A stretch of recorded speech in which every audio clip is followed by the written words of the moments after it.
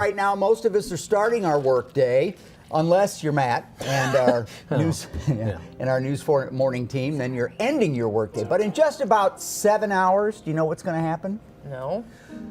Some will be taking a break from their workday. Not us. Okay. Regardless of what time they came to work. Why, you say? Because it is the workday dead zone. According to the Wall Street Journal, bosses are struggling to get their employees to do anything between the hours of 4 and 6 in the afternoon. So where are the employees, you're asking? Well, they're using those hours between 4 and 6 as flex time. You know, so they can carpool the kids, hit the gym, beat the traffic, get out on the golf course. Those same employees are then logging in after hours to complete their work. Even Microsoft has some numbers to back this up. They found keyboard activity spikes in the morning and afternoon, then a third time at around 10 o'clock at night. They also found a 7% decrease from earlier in the year during the times between 4 and 6 in the afternoon. I think this all makes sense. 4 to 6, of course, earlier in the year, you're not hitting the golf course. No one wants to do anything. It's summer, it's fun. And that's when the bulk of the evening rush starts, and you shouldn't be responding to email when you're trying to get home. Okay. Was that on Facebook or was that on this show or GDXL when you talked about how you've learned as a new mom how critical that, like the 2 hours leading up to dinner time really is? We definitely talked about it on GDXL, Okay, but yes, maybe that's 4 what to it was. 6, I think It's in a crunch lot of time. families is crunch time and chaotic time. Yeah. So you're off the grid a little bit. Yeah, even but if if the you boss can is log not back supposed in at 8, 9, or 10 and finish up whatever you needed to do, who I cares? might do that today. During the 4 o'clock. I might just skip out and then I'll come back and do it at 10. That's a good idea. I'll double up. You should check with a manager, just to be sure. Okay, they're probably watching. Yeah. We Send have them a text. managers now? When did it? They're It's the ones new. that are probably It's texting you new. right now. Yes, right. Okay, well, you both have tween-age kids. Okay, yeah. So do you feel like they are older or expected to act older than you guys were at their ages?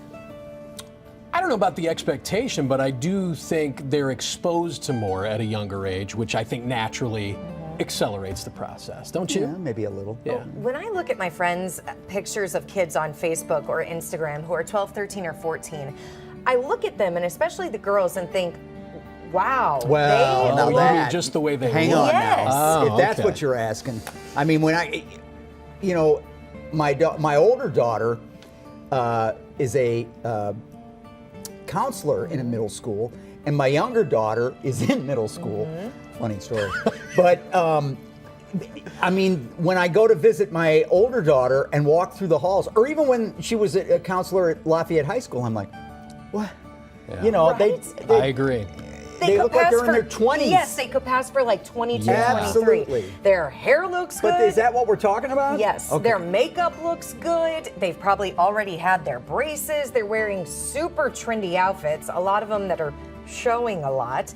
It makes me ask if we are creating a society where kids cannot be kids anymore. This really hit home when I read an article this morning posted on MSN about a 14-year-old girl's anti-aging skin regimen.